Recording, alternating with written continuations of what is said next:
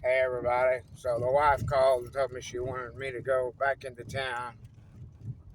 She tried to stop, I couldn't stop. We had to go back to town. So the videos that y'all were watching had like 90 something people watching one video. I'm sorry, I had to shut it off.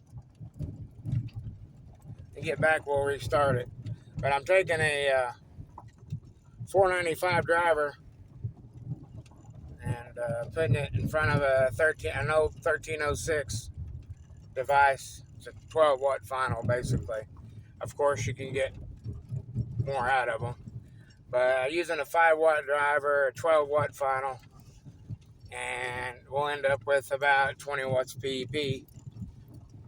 But what I'm doing is I am doing my own RF chain, my own, taking random final and driver network and putting it into an RF network of a random 1970s radio.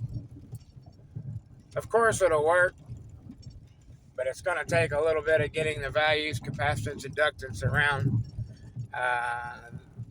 the input and the collector and base. The base takes 1.25 volts and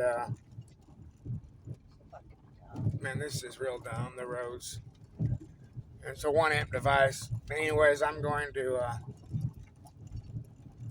modify this little, it's a Palomar 49 radio.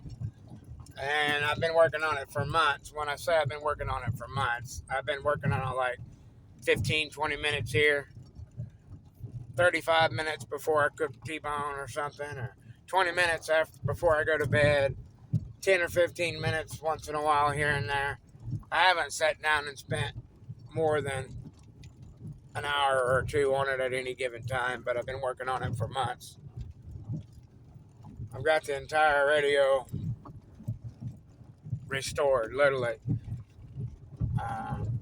Every cap, every electrolytic, I found tons and tons and tons of solder problems.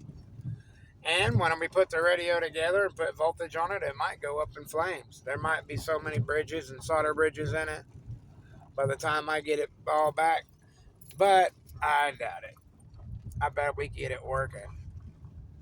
It's a beautiful radio, classic Palomar 49, 1977 manufacturer. They come with a 495 driver, which is what I'm going to go back with. Had that same style of a driver in it, but had a different output section. Had a 2166. Well, anybody knows that a 2166 and a 1306 is basically the same thing. So we're real close to specifications on what we're using.